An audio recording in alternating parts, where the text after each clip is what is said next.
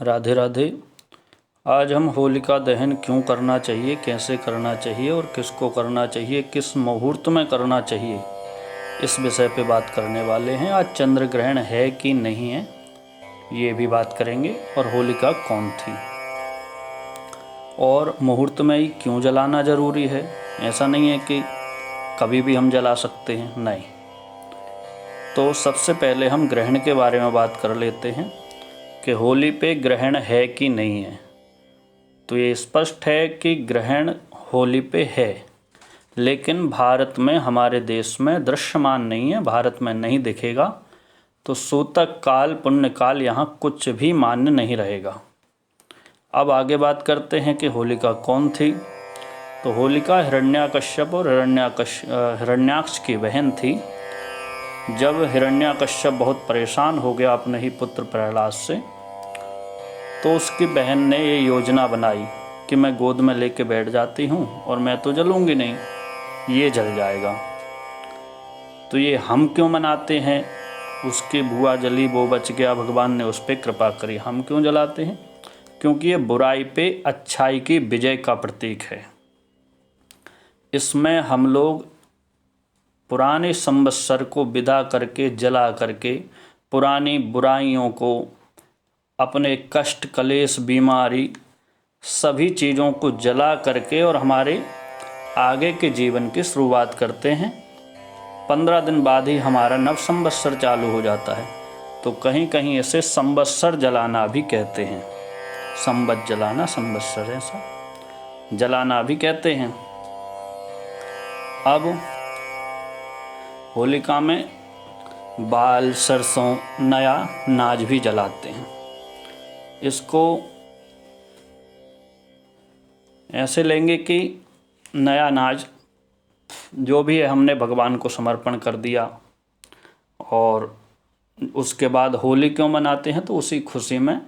और दूसरी बात कि हमारे जीवन में नए नए रंग भर जाएं, इसलिए हम नए नए रंगों से अपने जीवन को खुशहाल बनाते हैं। होलिका जलाने का विधान क्या है? होलिका जलाने से पहले जहाँ जहाँ जिसकी भी देश काल परिस्थिति या देश काल के हिसाब से जो भी प्रथाएं हैं, चलन हैं, उसी के हिसाब से आप अपनी होली की पूजा करें। पूरा पूजन का थाल सजाएं, जल वगैरह लेके, और पहले जल वहाँ डालें। होलिका में होता क्या है कि एक पेड़ का झाड़ गाड़ दिया जाता है, जिसको हमारी भाषा में डांडा भी कहते हैं। तो उस झाड़ के आसपास कंडे और छेद वाले उपले कुछ लगाते हैं, और भी कई प्रकार के चीज़ों से होलिका बना करके, उसका श्रृंगार करके उसको जलाया जाता है।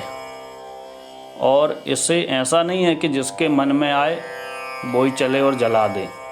इसके दुष्परिणाम भी भुगतने को मिलते हैं अगर कोई भी ऐसा व्यक्ति जलाता है तो।